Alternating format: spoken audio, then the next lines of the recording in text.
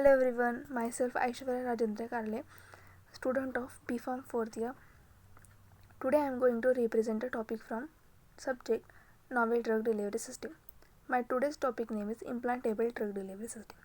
So let's start with what are the contents of my today's video.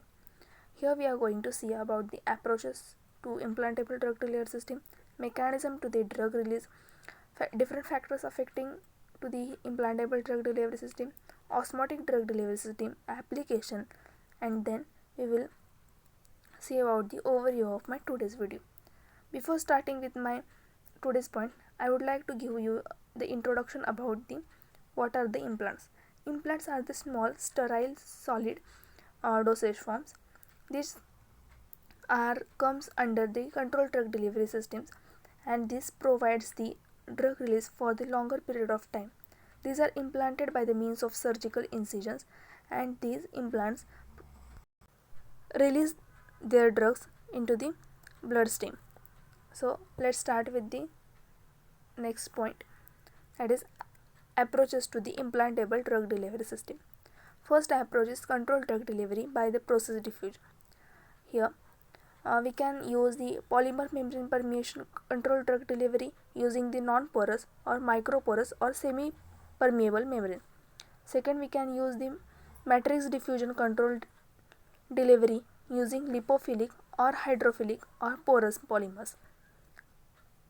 Third, we can use the micro reservoir partition controlled drug delivery using the hydrophilic reservoir in the lipophilic matrix. Second approach to the implantable drug delivery system is controlled drug delivery by activation process. Different activation process such as the osmotic pressure activated drug delivery system, vapor pressure activated drug delivery system, or magnetically activated drug delivery system we can use.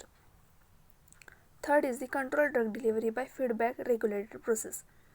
Here different feedback regulated systems such as a bioerosion regulated drug delivery system or bioresponsive drug delivery system can be used. Now we will move towards the mechanism of drug release. In that, first is the diffusion control release. This can be classified into three different types. First, we will see the membrane permeation control release. In this, drug reservoir is surrounded by the membrane. Here, drug contain highly hydrophilic drug is placed in the aqueous dissolution medium. Water penetrates the coating and dissolves the drug. Concentration of drug solution diffuse out through the polymeric membrane. Second is the matrix or monolith system. This system contains drug or bioactive agents incorporated either as a solution or as a dispersion in the polymer phase. Third is the micro reservoir diffusion control release. In this, drug reservoir is made up of suspension of a solid drug particles in an aqueous solution of the water miscible polymer, forming a millions of microscopic drug reservoirs in the polymer matrix. This device is coated with the rate controlling membrane to further modify the drug release. For example, we can see the nitro disc system, dual release vaginal contraceptive ring system. Next mechanism is chemically controlled system. In that, first is bioerosion system. It involves the breakdown of polymer into small water soluble molecules. In this, matrix control with the uniform drug distribution inside the polymer. Polymer is broken down into the water, comes into the contact with the drug, leading to its dissolution and release. Second is the pendant chain system. It is not based on the diffusion equation, rather it depends on the kinetics of the reaction that leads to the removal of the pendant chain. Third mechanism of the drug release is solvent activated system. This system release active agent because of controlled penetration of solvent into the device. They can be controlled by swelling or osmotic pressure. Now we will see about different factors affecting the osmotic drug delivery system. First is the osmotic pressure. Here we can say the osmotic pressure is directly proportional to the rate of drug release. That is, higher is the osmotic pressure, higher will be the drug release. Next is the type of membrane and characteristic. Drug release from the osmotic system is largely independent of the pH and agitation intensity of the GI. Different uh, types of membrane such as cellulose acetate increases the water permeability characteristics, and it can be adjusted by the varying degree of acetylation of the polymer. The addition of the plasticizers to this membrane increases their permeability. Next is the solubility. The candidate drug for the osmotic delivery should have the solubility within the range of 50 to 300 mg per ml. Next is the size of delivery orifice. Size of delivery orifice must be smaller than the maximum size to the minimum the solid diffusion through the orifice. Next is the use of wicking agent. First we will see what is wicking agent. Wicking agent is an agent which helps to increase the contact surface area of the drug with the external aqueous fluid. It helps to enhance the rate of drug release from the orifice of the drug.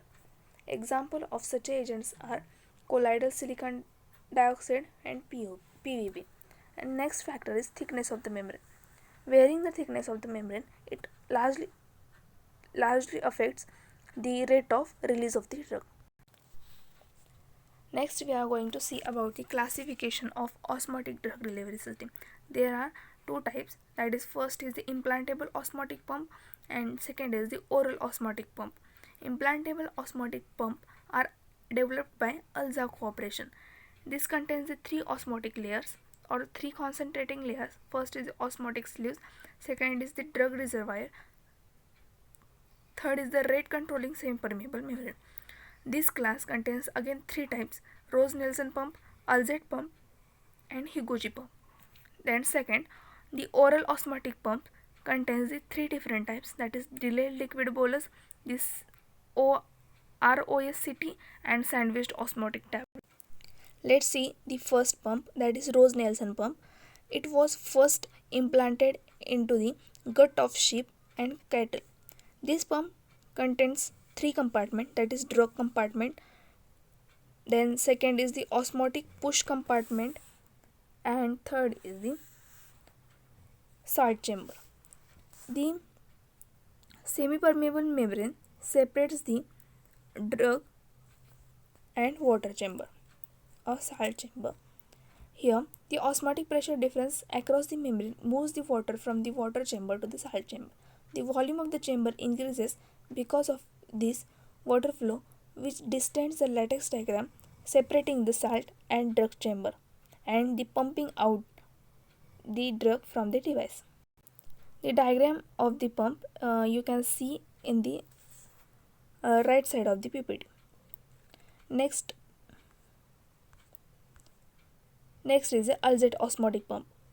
This osmotic pump works due to the water sleeves, by which there is a osmotic pressure difference between the pump and tissue. The elevated osmolality of the salt sleeve causes the water to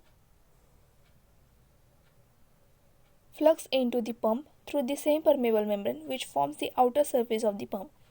The flexible reservoir compressed when the water enters the salt sleeves, displacing the test solution from the pump at the predetermined rate. Next is the Higuchi osmotic pump. It is the simplet version of the Alzate. The perforated frame is used for the support for semi-permeable membrane. A movable separator is used to divide the rigid housing. The benefit over the Rose-Nelson pump is that it does not have the water chamber. This means the pump can be organized, loaded with the drug and then stored for the weeks and months after use. Next we will see about the second classification, that is oral osmotic pumps. In that we will see about the first, delayed liquid bolus delivery system. In this system, the liquid drug layer present in every part of the system. The water penetrates when the system is in aqueous environment, cross the rate controlling membrane and activates the osmotic layer. The development of hydrolytic pressure inside it causes the expansion of osmotic layer in the system, forcing the liquid formulation to be delivered from the delivery orifice. Here we can you can see the diagram here. So next is the OROSCT. It is used to target the colon. Hard gelatin capsule consists of 5 to 6 push and pull osmotic units. Gelatin capsule dissolved in contact with the gastric fluid and enteric coating prevents the entry of the fluid from stomach to the system as the system enters into the small intestine and water is embedded into the core when enteric coating dissolves and push compartment swells. The drug compartment flowable gel is the formed which is pushed out of the orifice. Then next is a sandwiched osmotic tablet. In this, among two layers, one is the push layer which is embedded with the two delivery orifices. The central push layer comprises of swelling agents, swells located in the aqueous environment. The drug is released from the two orifices situated on converse sides of the tap. So due to the sandwiched osmotic tablets, gastric mucosa irritation is avoided and it is the biggest advantage of this system. Next we will see about the applications of the implantable drug delivery system. First is the active implants. This requires the electricity for their operation. Examples are the implants used for the treatment of bradycardia. Second is the bioimplants. These are used for the replacement of damaged tissues in various areas: orthopedic, reconstructive prosthesis, cardiac prosthesis, skin and cornea. Third is the dental implants. These are fixed between the inside and outside the body as a bridge in the bone of mandible or maxilla, where the top of implant is the mouth. Orthopedic implants are placed over or within the bones to hold the fracture. You can see here the different types of implants. First image we can see that the implant placed into the uterine cavity. Second is the dental implant. Third is the implant placed into the capillary or we can say the artery, and third is the breast implant. Let's recap whatever we have seen today. We have seen about the different approaches. There are 3 different approaches. Then we have seen about the 3 different mechanisms of the implantable drug delivery system. Then we have seen about the factors affecting the drug delivery system. Then we have seen about the 2 types of osmotic drug delivery system, that is implantable osmotic drug delivery system and oral drug delivery system. Oral osmotic drug delivery system. Then we have seen about the applications of the implantable drug delivery system. So I have took the content from the novel drug delivery system by Dr. Dheeraj Baviskar and Dr. Dinesh Jain from the Nirali Prakashan books, and I have took the images from the Google. I hope you have understood my today's point. Thank you so much.